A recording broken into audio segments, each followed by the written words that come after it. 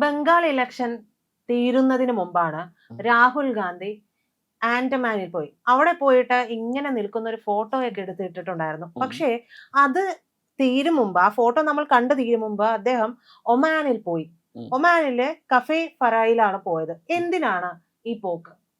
ഇത് പറയുന്നതിന് മുമ്പ് ആൻഡമാനിൽ രാഹുൽ ഗാന്ധി എന്തിനു പോയി എന്നുള്ളതിനെ കുറിച്ച് പറയാം. അവിടെ ഒരു ഗ്രേറ്റ് നിക്കോബാർ പ്രോജക്റ്റ് ഉണ്ട്. ഗ്രേറ്റ് നിക്കോബാർ പ്രോജക്റ്റ് യാഥാർത്ഥ്യമായി കഴിഞ്ഞാൽ അവിടെ നമുക്കൊരു വലിയ ഇൻ്റർനാഷണൽ കണ്ടെയ്നർ ട്രാൻസ്ഷിപ്മെൻറ്റ് ടെർമിനലും അതുപോലെ ഒരു ഗ്രീൻഫീൽഡ് എയർപോർട്ടും ഒരു ഗ്യാസ് ആൻഡ് സോളാർ പവർ പ്ലാന്റും പിന്നെ ഒരു സ്മാർട്ട് സിറ്റിയും വരും. ഇത് കഴിഞ്ഞ 20 വർഷമായിട്ട് പ്രതിരോധ സേനകൾ ഇന്ത്യൻ ഗവൺമെൻറ്റിനോട് ആവശ്യപ്പെട്ടുകൊണ്ടിരിക്കുന്ന ഒരു കാര്യമാണ്. അപ്പോൾ ഇതിന് ഈ രാഹുൽ ഗാന്ധിയുടെ അമ്മയും കെട്ടിലമ്മയായ സോണിയാഗാന്ധി ഈ പ്രൊജക്റ്റിനെ എതിർക്കുന്നുണ്ട്. കാരണം എന്തുകൊണ്ടാണെന്ന് വെച്ചാൽ ഇന്ത്യക്ക് പ്രയോജനമുള്ള ഒരു പദ്ധതി നിലവിൽ വരാനായിട്ട് ഈ കെട്ടിലമ്മ സമ്മതിക്കില്ല. അതിൻ്റെ കാരണങ്ങൾ പറഞ്ഞു തരാം. അതിന് മുമ്പ് ഇനി ഇയാൾ ഗ്രേറ്റ് നിക്കോബാർ ഐലൻഡിൽ സന്ദർശിച്ചിട്ട് ഒമാനിലേക്ക് പോകാനുള്ള കാരണം എന്താണ്? ഇവിടെ വളരെ പ്രധാനപ്പെട്ട ഒരു തെരഞ്ഞെടുപ്പ് ഇത് നടക്കുന്നു. അതിൻ്റെ തെരഞ്ഞെടുപ്പ് ഫലം വോട്ടെണ്ണൽ നടക്കുന്നു. രാഷ്ട്രീയമായ പല ചടുല നീക്കങ്ങളും നടന്നുകൊണ്ടിരിക്കുന്നു ഇന്ത്യയിൽ. ഇതൊക്കെ വിട്ട് കഴിഞ്ഞിട്ട് ഇയാൾ എന്തിനു പോയി ഒമാനിൽ എന്നുള്ള? ഒമാനിൽ അയാൾ പോയത് കഫേ ഫറ എന്ന് പറഞ്ഞ ഹോട്ടലിലാണ്. ഈ കഫേ ഫറ എന്ന് പറയുന്നത് ഈ ഹോട്ടലിൻ്റെ ഉടമസ്ഥര് അൽ സമാൻ ഹോസ്പിറ്റാലിറ്റി എന്ന് പറഞ്ഞ ഒരു കമ്പനിയാണ്. ഇത് ഒമാനിലെ നമ്മുടെ മാസ്കറ്റിലെ ഡിപ്ലോമാറ്റിക് എൻക്ലേവിലാണ് ഈ ഹോട്ടൽ സ്ഥിതി ചെയ്യുന്നത്. എന്ന് വെച്ചാൽ ഹൈ എൻഡ് ആൾക്കാർക്ക് മാത്രമേ അവിടെ പോകാൻ പറ്റുള്ളൂ. നമുക്കൊന്നും പോകാൻ പറ്റൂല. ഇതൊക്കെ വല്ല ധീരുഭായി അംബാനി അവരുടെ മക്കൾ അവരുടെ കുടുംബത്തിൽപ്പെട്ടവർക്ക് അവർക്കൊക്കെ പോകാൻ പറ്റുള്ളൂ. ഭയങ്കര ചാർജ് ആയിരിക്കും. ഒരു കാപ്പിയോ എന്തെന്നാ അവിടെ കിട്ടണ വല്ല മരുന്നൊക്കെ ആയിരിക്കും. 5000 രൂപ 6000 രൂപയ്ക്ക് ഇന്ത്യൻ കറൻസിയൊക്കെ വിലയുണ്ടാവും അവിടെ. നമുക്കൊന്നും ഒട്ടും ആലോചിക്കാൻ കൂടി പറ്റില്ല. രാഹുൽ ഗാന്ധിക്ക് പിന്നെ പോവാമല്ലോ, കാരണം ഇന്ത്യ ഗവൺമെന്റിന്റെ പൈസയും പിന്നെ അപ്പൂപ്പനും അമ്മൂമ്മയൊക്കെ ആയിട്ട് സമ്പാദിച്ച കാശുണ്ട്. ഈ ഹോട്ടലിന്റെ ഉടമസ്ഥന്റെ പേര് ഖാലിദ് സമാൻ ആണ്. അതായത് അൽ സമാൻ ഹോസ്പിറ്റാലിറ്റിയുടെ ഉടമസ്ഥനാണ് ഖാലിദ് സമാൻ. അയാളുടെ ഹോട്ടലാണ് കഫേ ഫറ. അപ്പൊ ഇതിൽ പ്രത്യേകത എന്താന്ന് വെച്ചാൽ ഈ ഖാലിദ് സമാനില്ലേ, അയാള് ബ്ലൂ 5 ക്യാപിറ്റൽ എന്ന് പറഞ്ഞ ഒരു ഇൻവെസ്റ്റ്മെന്റ് കമ്പനിയുടെ ഡയറക്ടറാണ്. ഈ കമ്പനിയുടെ ഡയറക്ടർ ബോർഡിൽ അയാളോടൊപ്പം ഒരു ചൈനക്കാരനുണ്ട്. അയാളുടെ പേര് ഫാങ് ഫെങ്ലി എന്നാണ്. Fang FANG, Fang FENGLIE, ഫെങ്ലി. ഇയാളൊരു വലിയ മുതലാളിയാണ്. അത് മാത്രമല്ല ബ്ലൂ 5 ക്യാപിറ്റലിന്റെ ഡയറക്ടർ ബോർഡ് മെമ്പറാണ്. പിന്നെ ഈ ഫാങ് ഫെങ്ലി ഹോബു ഇൻവെസ്റ്റ്മെന്റ് എന്ന് പറഞ്ഞ ഒരു കമ്പനിയുണ്ട്. എന്തെങ്കിലും വട്ടിപ്പണം പലിശയ്ക്ക് കടം കൊടുക്കുന്ന, അതില്ലെങ്കിൽ തട്ടിപ്പ് പരിപാടി, ബ്ലേഡ് കമ്പനി ആയിരിക്കും. ചൈനയിലേക്ക് ബ്ലേഡ് കമ്പനി എന്ന് പറഞ്ഞാൽ ഭയങ്കര സ്റ്റേറ്റസ് പോലെ, ഇവിടത്തെ പോലെ അല്ലല്ലോ. അപ്പോൾ അവിടെ നല്ല പലിശയ്ക്കൊക്കെ അവർക്ക് യൂറോപ്പിലേക്ക് പൈസ കടം കൊടുക്കാനും അതുപോലെ അങ്ങനെ കൊടുത്ത് പലിശയ്ക്ക് പണം മേടിക്കുന്ന ഒരു കമ്പനി ആയിരിക്കും. പിന്നെ ചില കമ്പനികളിലേക്ക് ഇൻവെസ്റ്റ് ചെയ്തിട്ടുണ്ടാവും. ഈ കമ്പനിയുടെ ചെയർമാനാണ് അയാൾ. അത് മാത്രമല്ല ഇയാൾ ഈ ചൈനീസ് പട്ടാളത്തിലെ പീപ്പിൾസ് ലിബറേഷൻ ആർമിയിൽ ഒരു വലിയ ഉദ്യോഗസ്ഥൻ്റെ മകനാണ് ഫെങ്ലി എന്ന് പറയുന്നത്, ഫാങ് ഫെങ്ലി എന്ന് പറയുന്നത്. പിന്നെ അത് കൂടാണ്ട് വേറെ ഒന്നുണ്ട്. ചൈനീസ് കമ്മ്യൂണിസ്റ്റ് പാർട്ടിയുടെ വൈസ് പ്രസിഡന്റ് വാങ് കിഷൻ എന്ന് പറഞ്ഞ ആളുടെ ഏറ്റവും അടുത്ത സുഹൃത്താണ് ഈ ഫാങ് ഫെങ്ലി. അപ്പൊ ഇതിവിടെ ഈ നടക്കുന്നു. ഇനി നമുക്ക് കഥയുടെ മറ്റു ഭാഗത്തേക്ക് പോകാം. ഈ international container terminal, transshipment container terminal വന്നാൽ അത് പല രാജ്യക്കാർക്കും അതുകൊണ്ട് എന്താ പറയുക നഷ്ടമുണ്ടാവും. ഈ കപ്പലുകൾ മുഴുവനും അവിടെ വന്ന് ബെർത്ത് ചെയ്യാനായിട്ടുള്ള സംവിധാനം ഉണ്ടാവും. ക്രൂ ചേഞ്ചിങ് സംവിധാനം ഉണ്ടാവും എയർപോർട്ട് വരുന്നതോടുകൂടി. പിന്നെ റീഫ്യൂവലിംഗ് സംവിധാനം ഉണ്ടാവും. പിന്നെ ഒരു മദർ ഷിപ്പിൽ നിന്നും മറ്റു ചെറിയ ഷിപ്പുകളിലേക്ക് സാധനങ്ങൾ മാറ്റിക്കൊണ്ടുപോകാനായിട്ട് അതിനുള്ള സംവിധാനം ഉണ്ടാവും. നമ്മുടെ നാവികസേനയുടെ പ്രധാനപ്പെട്ട ഒരു വരുന്നു വരുന്നു വരുന്നു വരുന്നു വരുന്നു അത് കഴിഞ്ഞിട്ട് ഈ കണ്ടെയ്നറിലേക്ക് ഇത് മാറ്റുമ്പോൾ ശ്രീലങ്കയിലെ ഹമ്പൻതോട്ട പോർട്ടോ അതല്ലെങ്കിൽ ദുബായിലെ മേജർ പോർട്ടുകളിലോ ഒന്നോ അതല്ലെങ്കിൽ ഈ പറഞ്ഞ പോലെ സിംഗപ്പൂരിലെയും ഒക്കെ ഉള്ള പോർട്ടുകളുടെ പ്രസക്തി നഷ്ടപ്പെടും. കാരണം എന്ന് വെച്ചാൽ ഏറ്റവും അത്യന്താധുനിക സംവിധാനമുള്ള ഒരു പോർട്ടാണ് ഇവിടെ പണിയാൻ പോണത്. അതും പ്രകൃതി രമണീയമായിട്ട് സ്ഥലം, അവിടെ ടൂറിസം ഒക്കെ ഭയങ്കരമായിട്ട് വളർന്നു വരും. ഇതിൻ്റെ ഒപ്പം തന്നെ ഇന്ത്യൻ ഓഷ്യൻ വഴി കടന്നു പോകുന്ന എല്ലാ കപ്പലുകളും, ഇന്ത്യൻ ഓഷ്യൻ വഴി കടന്നു പോകുന്ന ഓരോ വിദേശ കപ്പലുകളുടെയും എന്താണ് പറയുന്നത്, കപ്പലുകളുടെയും നിരീക്ഷിക്കാനായിട്ടുള്ള കഴിവ് ഇന്ത്യൻ നേവിക്കും ഇന്ത്യൻ എയർഫോഴ്സിനും ഉണ്ടാവും. അപ്പോൾ അനാവശ്യമായിട്ട് ഏതെങ്കിലും ഒരു മിലിറ്ററി നാവികസേനകളുടെ കപ്പലുകളോ അതല്ലെങ്കിൽ മറ്റു രാജ്യങ്ങളുടെ കപ്പലുകളോ കടന്നു പോകുമ്പോൾ ഇന്ത്യക്ക് അറിയാൻ പറ്റും ഇന്ന കപ്പൽ ഇന്ത്യൻ ഓഷനിൽ കയറിയിട്ടുണ്ട്, അത് മറ്റേ ബേ ഓഫ് ബംഗാളിൽ കൂടിയോ അല്ലെങ്കിൽ സൗത്ത് ചൈന സീ വഴിയോ പോവുക എന്നുള്ള കാര്യം അവർക്ക് അറിയാൻ പറ്റും. അതിൻ്റെ പുറത്ത് ഒരു നിയന്ത്രണം ഇന്ത്യൻ പ്രതിരോധ സേനയ്ക്ക് ഉണ്ടാവും. ഇതാണ് ഒരു പ്രധാന കാരണം. ഇങ്ങനെ ഒരു സംവിധാനം വേണം എന്നുള്ളത് ഒരു പ്രധാന കാരണമാണ്. എന്തുകൊണ്ടാണ് കാരണം എന്ന് വെച്ചാൽ, ഇവിടെ ഒരു പോർട്ട് പണിത് കഴിഞ്ഞാൽ ആ പോർട്ട് അവിടെ പാർക്ക് ചെയ്യുന്ന ബെർത്ത് ചെയ്യുന്ന നാവികസേനയുടെ കപ്പലിന് മോണിറ്റർ ചെയ്യാനുള്ള സംവിധാനം ഉണ്ടാവും. ഇന്ത്യൻ ഓഷൻ മൊത്തം മോണിറ്റർ ചെയ്യാനുള്ള സംവിധാനം ഉണ്ടാവും. ഇപ്പോൾ ഹമ്പൻതോട്ടയിൽ ഉള്ള ചൈനയ്ക്ക് ഹമ്പൻതോട്ട തുറമുഖത്തിൽ, ശ്രീലങ്കയിലെ ഹമ്പൻതോട്ട തുറമുഖത്തിലുള്ള സ്വാധീനം നമ്മൾ മനസ്സിലാക്കിയതാണ്. ചൈനയുടെ എയർക്രാഫ്റ്റ് കാരിയറുകൾ ഒരെണ്ണം അവിടെ ഹമ്പൻതോട്ടയിൽ കൊണ്ടുപോയി പാർക്ക് ചെയ്തു. അതോടുകൂടി അവർക്ക് എന്ത് പറ്റി? ബോംബെയിൽ നിന്നോ അതല്ലെങ്കിൽ കൊച്ചിയിൽ നിന്നോ വിശാഖപട്ടണത്തിൽ നിന്നോ ചെന്നൈയിൽ നിന്നോ പറന്നു പോകുന്ന വിമാനങ്ങൾ, അതുവഴി കടന്നു പോകുന്ന കപ്പലുകൾ, ഇവയുടെ എല്ലാം ഡീറ്റെയിൽസ് അവർക്ക് കിട്ടിക്കൊണ്ടിരിക്കും.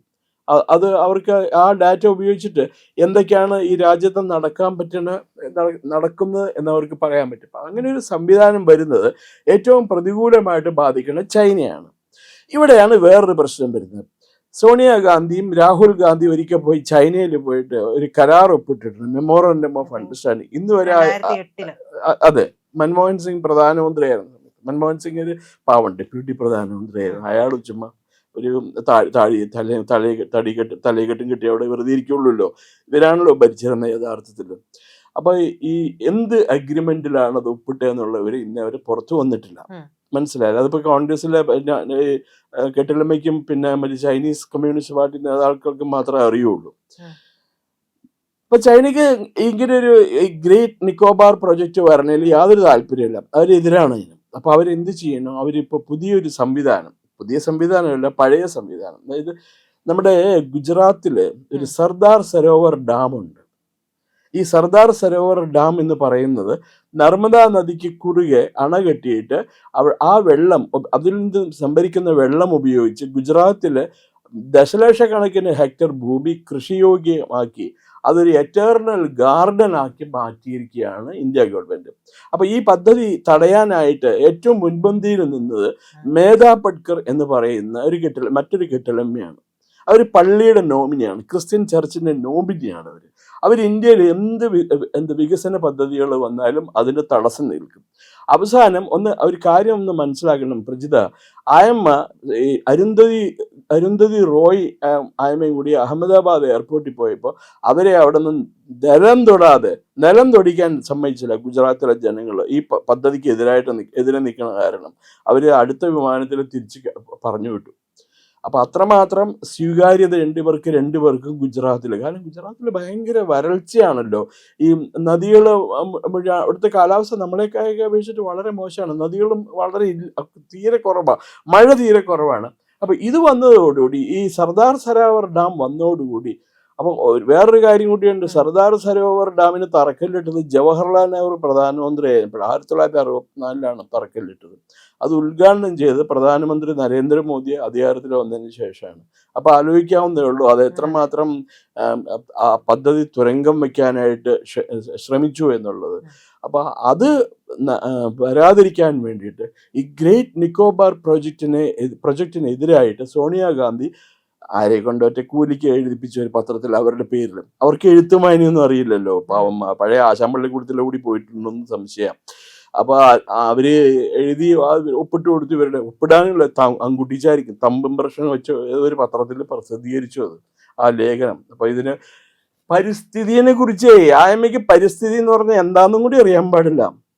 അവർക്ക് മറ്റേ ഇറ്റാലിയൻ ഭാഷയിൽ എന്തെങ്കിലും എഴുതി കൊടുത്താൽ അത് തന്നെ വായിക്കാൻ മര്യാദയ്ക്ക് പറ്റില്ല, കണ്ണും പിടിക്കൂല. അങ്ങനെ നമുക്ക് പറയാൻ പറ്റുമോ? കാരണം ഇതുവരെയും പാർട്ടിയെ കൊണ്ടുപോകുന്നത് ഇപ്പൊ രാഹുൽ ഗാന്ധി ഉണ്ട്, പ്രിയങ്ക ഗാന്ധി വരുന്നു എന്നൊക്കെ പറയുമ്പോഴും ഇപ്പോഴും അവസാനത്തെ വാക്ക് എന്ന് പറയുന്നത് സോണിയാഗാന്ധിയുടേതല്ലേ? അത് ഞാനൊരു കാര്യം പറയട്ടെ, ഈ സിനിമയിലൊക്കെ ഗുണ്ടാ തലവനൊക്കെ മാഫിയ തലവന്മാരൊക്കെ ഉണ്ട്, അവരൊക്കെ BA MA പാസ്സായിട്ടാണ് ഇരിക്കുന്നത്. അവർ ചെയ്യുന്നത് ആളെ കൊല്ലാൻ പറയും, ആരോടെങ്കിലും പൈസ ചോദിക്കും, തന്നില്ലെങ്കിൽ കൊല്ലും. നമ്മുടെ രാജശേഖർ റെഡ്ഡി വിമാനാപകടത്തിൽ മരിച്ചില്ലേ, കാശ് ചോദിച്ചിട്ട് കൊടുത്തിട്ടില്ല എന്നൊക്കെയാണ്. ആർക്കാണ്ട് കാശ് ചോദിച്ചിട്ട് കൊടുത്തില്ല, എന്നാ അവൻ ഞങ്ങൾ കൊന്നേക്കെന്ന് പറയും. ഇത് പാസ്സാവാൻ എഴുത്തും വായനയൊന്നും വേണ്ട പ്രജിത.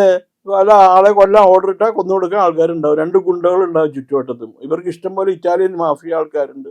അത് പറഞ്ഞപ്പോഴാണ് രാഹുൽ ഗാന്ധി കഫേ ഫറയിലേക്ക് പോകുമ്പോൾ, ഈ കഫേ ഫറയിലേക്ക് എന്നല്ല, രാഹുൽ ഗാന്ധി രാജ്യം വിട്ട് ഇവിടത്തെ നമ്മുടെ ഒരു സെക്യൂരിറ്റിയും പാടില്ല. രാഹുൽ ഗാന്ധി പോകുന്നിടം എല്ലാം വളരെ നിശബ്ദമാണ്. കാരണം നമ്മുടെ സെക്യൂരിറ്റി ഒന്നും പറ്റില്ല. എന്തിനാണ് അത്രത്തോളം സെക്യൂരിറ്റി ഇല്ലാതെ? ഇവിടെ സെക്യൂരിറ്റി വേണമെന്ന് വാദിച്ചു വാങ്ങിയതാണ്. ആ സെക്യൂരിറ്റിയാണ് മാറ്റി നിർത്തപ്പെട്ടുകൊണ്ട് ഇത്തരത്തിലുള്ള യാത്രകളൊക്കെ നടത്തുന്നത്. അത് കാരണം പുറത്തു പറയാൻ കൊള്ളാത്ത കാര്യങ്ങൾക്കായിരിക്കും പോണേ. പുറത്ത് പറയാൻ കൊള്ളില്ല, ആരെ കാണുന്ന അല്ലെങ്കിൽ എന്താ ചെയ്യണമെന്ന് പുറത്ത് പറയാൻ കൊള്ളില്ല. അതിന് വേണ്ടിയിട്ടാണ് അവർ പോണത്. ഇപ്പൊ ഈ തള്ള പോവാറില്ലേ, അമേരിക്കയിലൊക്കെ ചികിത്സയ്ക്ക് പോവാറില്ലേ? ഏത് ആശുപത്രിയിൽ പോയി, ഏത് ഡോക്ടറെ കണ്ടു, എന്ത് അസുഖം ആർക്കെങ്കിലും അറിയാമോ? അവർ കിടപ്പല്ലേ വീട്ടില്, പുറത്ത് ഇറങ്ങാറില്ലല്ലോ. നമ്മൾ ഈ TV കാണുന്ന മുഴുവൻ പഴയ ആർക്കൈവൽ ഷോട്ട്സ് ആണ് കാണിക്കുന്നത് മുഴുവനും. ഇപ്പൊ പാവം പിണറായി വിജയൻ മയോ ക്ലിനിക്കിൽ പോയി ക്യാൻസർ ആയിരുന്നു, ആനയാണ്, ചേന, ഇതൊക്കെ നമ്മൾ എഴുതി പിടിപ്പിക്കുന്നുണ്ട്. ഇവിടുത്തെ ഏതെങ്കിലും മാധ്യമകാരൻ എഴുതിയിട്ടുണ്ടോ ആയമ്മയ്ക്ക് സൂക്കേട് എന്തായിരുന്നു എന്ന്? അത് എഴുതൂല, പേടിയാ എഴുതാനായിട്ട്. അപ്പൊ ഇത് എന്താ ചെയ്യേണ്ടതെന്ന് വെച്ചാൽ ഗ്രേറ്റ് നിക്കോബാർ പ്രൊജക്ടിനെതിരായിട്ട് ഒരു വലിയ ക്യാമ്പയിൻ നമുക്ക് പ്രതീക്ഷിക്കാം അടുത്ത ഏതാനും ദിവസങ്ങൾക്കുള്ളിൽ. അതിനു വേണ്ടിയിട്ട് ചില്ലറ മേടിക്കാൻ പോയതായിരിക്കും അയാള്. അല്ലെങ്കിൽ സാധാരണഗതിയിൽ മൂപ്പര് തെരഞ്ഞെടുപ്പ് കഴിഞ്ഞാൽ തായ്ലൻഡിലേക്കൊക്കെ പോവുക, ഹോങ്കോങ്ങിലേക്കോ തായ്ലൻഡിലേക്കൊക്കെ. ഇപ്പൊ അവിടെ പോകാണ്ട് ഇവിടെ പോയത് ചൈനീസ് കമ്മ്യൂണിസ്റ്റ് പാർട്ടിയുമായി അടുത്ത ബന്ധമുള്ള 2 പേരെയാണ് കണ്ടിരിക്കുന്നത്. അതിനെ നമുക്ക് നിസ്സാരമായിട്ട് കാണാൻ പറ്റില്ല. ഇല്ല, അത് വളരെ ഗൗരവമായിട്ടുള്ള ഒരു ഇഷ്യൂ ആണ്, വളരെ ഗൗരവമായിട്ടുള്ള ഇഷ്യൂ ആണ്. അയാൾ ചൈനയും അയാളുമായിട്ടുള്ള അവിഹിത ബന്ധങ്ങളെ കുറിച്ചിട്ട് പലപ്പോഴും നമ്മൾ ഈ സോഷ്യൽ മീഡിയയിലാണ് വാർത്ത വരണം മുഴുവൻ. ഈ ഡീപ് സ്റ്റേറ്റിന്റെ കാര്യവുമായി ബന്ധപ്പെട്ട് പലപ്പോഴും ബന്ധപ്പെടുത്തി പറയുന്നത് കേട്ടിട്ടുണ്ട്. പക്ഷേ ഈ ചൈനയുമായി ബന്ധപ്പെട്ടിട്ടാണ് ഇപ്പോഴുള്ള ഈ വാർത്തകൾ. എന്നും അയാൾക്ക് ചൈനയായിട്ട് ബന്ധമുണ്ടായിരുന്നു. അതല്ലേ അയാൾ പറയണ മുഴുവനും. ഇന്ത്യ ഗവൺമെന്റാണ് ചൈനയ്ക്കുള്ള സ്ഥലമൊക്കെ വിട്ടുകൊടുത്തതെന്ന്. അയാളുടെ ഉപ്പാപ്പ ഉണ്ടായിരുന്നില്ലേ, നെഹ്റു, അയാളുള്ള സമയത്താണ് മറ്റേ എന്താ അക്സായി ചിൻ ഏരിയ, ഏതാണ്ട് 10-30,000 ഹെക്ടർ സ്ക്വയർ കിലോമീറ്റർ ഏരിയ ഉള്ള സ്ഥലം ചൈനയ്ക്ക് വിട്ടുകൊടുത്തത് നെഹ്റു പ്രധാനമന്ത്രിയായിരുന്ന സമയത്താണ്. അപ്പൊ ഇത് എന്തോ ഒരു അടുത്ത ഇതിനു മുമ്പ് എന്താ എപ്സ്റ്റീൻ ഫയൽ എന്ന് പറഞ്ഞുകൊണ്ട് കുറെ നാള് നടന്നു. അതൊന്ന് ചീറ്റിപ്പോയി, ഒന്നും കിട്ടില്ല. അതിനു മുമ്പ് വേറെ പേരുണ്ടായിരുന്നു, എന്താ ടെലിഫോൺ ചോർത്തൽ വിവാദം ഉണ്ടായിരുന്നു. പിന്നെ നർവാണയുടെ പുസ്തകം, ഇപ്പൊ നർവാണയുടെ പുസ്തകം മറന്നുപോയി എല്ലാവരും. ഓരോ സമയത്ത് ഇനിയിപ്പോ അടുത്ത UP തെരഞ്ഞെടുപ്പ് വരാറാവും, അടുത്ത 2027. അപ്പത്തേക്ക് എന്തെങ്കിലും ഇഷ്യൂ പറഞ്ഞാൽ കത്തിച്ച് നിർത്തണമല്ലോ ജനങ്ങളെ പറ്റിക്കാൻ വേണ്ടിയിട്ട്. അപ്പൊ ആ സമയമാകുമ്പോഴത്തേക്ക് എന്തെങ്കിലും കൊണ്ടുവരാൻ വേണ്ടിയിട്ടായിരിക്കും ഈ ടൂൾ കിറ്റ്സ് എന്ന് പറയും. ഇപ്പൊ നർമ്മദ ടൂൾ കിറ്റ്സ്, നർമ്മദ പണിത് കഴിഞ്ഞാൽ ഭൂമി മുഴുവൻ വെള്ളത്തിൽ ഒലിച്ചു പോവും, ഭയങ്കര വരൾച്ചയായിരിക്കും, കൃഷിയൊന്നും ചെയ്യാൻ പറ്റൂല. ഇങ്ങനെയാണ് അവർ പറയണ മുഴുവൻ. അവരുടെ ക്യാമ്പയിൻ സ്റ്റൈൽ അതാണ്. ഇപ്പൊ അവര് ഈ ഗ്രേറ്റ് നിക്കോബാറിൽ അവിടെ ഗവൺമെന്റ് വളരെ അനലൈസ് ചെയ്തിട്ടാണ് സ്ഥലം സെലക്ട് ചെയ്തിരിക്കുന്നത്. അവിടെയുള്ള ട്രൈബൽസിനെ ഒന്നും ഒരു കാരണവശാലും പ്രതികൂലമായിട്ട് ബാധിക്കരുത് എന്ന നിഷ്കർഷ പുലർത്തിക്കൊണ്ടാണ് ആ സ്ഥലം സെലക്ട് ചെയ്തിരിക്കുന്നത്. ആ പ്രൊജക്റ്റ് നമ്മുടെ എന്താ പറയേണ്ടത്, സൈനികപരമായും സാമ്പത്തികപരമായി നമുക്ക് വളരെയധികം ഉറപ്പ് നൽകുന്ന, സംരക്ഷണം നൽകുന്ന ഒരു പദ്ധതിയാണത്. അപ്പൊ അത് ഇന്ത്യക്ക് ഈ പണ്ട് കമ്മ്യൂണിസ്റ്റ് CPM പറ്റി പറയുമല്ലോ, കമ്പ്യൂട്ടറിന് അവർ എതിരായിട്ട് സമരം ചെയ്തത്. കാരണം എന്താ വെച്ചാൽ കമ്പ്യൂട്ടർ വന്നാൽ നാട് നിന്നാണ്. അപ്പൊ അമേരിക്ക ഈ CPM എന്തിനെതിരെ സമരം ചെയ്യണോ അത് ഇന്ത്യക്ക് നല്ലതാണ്. CPM എതിരാണെന്നുണ്ടെങ്കിൽ, ഒരു പദ്ധതിക്ക് എതിരാണെന്നുണ്ടെങ്കിൽ അത് ഇന്ത്യക്ക് നല്ല അനുകൂലമായ പദ്ധതിയായിരിക്കും. അപ്പൊ അതേപോലെ ഈ തള്ളേ മോനും ഈ കാട്ടിക്കൂട്ടണ മുഴുവൻ ഇത് തന്നെ. അവര് ഈ വെള്ളത്തിൽ നിന്ന് എടുത്ത് കരക്കിട്ട് കിടക്കുന്ന മീൻ പിടയ്ക്കില്ലേ ശ്വാസത്തിന് വേണ്ടി, അതേപോലെ പിടഞ്ഞുകൊണ്ടിരിക്കുക. അധികാരമില്ലല്ലോ, ഒന്നും ചെയ്യാൻ പറ്റണില്ലല്ലോ, പൈസ ഉണ്ടാക്കാൻ പറ്റണില്ലല്ലോ. അല്ല ദിവസവും ടൺ കണക്കിന് കോടി രൂപയാണ് വന്നുകൊണ്ടിരുന്നത് വീട്ടിലേക്ക്. അപ്പോൾ അതിന് വേണ്ടിയിട്ടാണ്. അപ്പോൾ എങ്ങനെയെങ്കിലും ഒന്ന് അധികാരത്തിൽ കയറണം, എന്നിട്ട് ഇന്ത്യനെ 10-40 കഷണമാക്കിയിട്ട് തൂക്കി വിൽക്കണം, ഓപ്ഷൻ ലേലം വിളിച്ച് വിൽക്കാൻ വേണ്ടിയിട്ടുള്ള പദ്ധതിയാണ് അമ്മയ്ക്കും മോൾക്കും. പ്രിയപ്പെട്ട പ്രേക്ഷകരെ, ഞങ്ങൾ ഇന്ത്യ ലൈവ് പതിവുപോലെ നമ്മൾ പറയുകയാണ്, മാധ്യമങ്ങളിൽ വരാത്ത, മറ്റു മാധ്യമങ്ങൾ പറയാത്ത വാർത്തകളാണ് നിങ്ങളുടെ മുന്നിലേക്ക് കൊണ്ടുവരുന്നത്. ഇത് പറയാൻ ഞങ്ങൾക്ക് പ്രേരണയും ശക്തിയും നിങ്ങളാണ്. നിങ്ങൾ ഞങ്ങളുടെ കൂടെ ഉണ്ടാവണം. ഞങ്ങളുടെ ചാനൽ സബ്സ്ക്രൈബ് ചെയ്യണം. നമുക്കൊരു ചാനൽ കൂടിയുണ്ട്, C4N, C4N മലയാളം.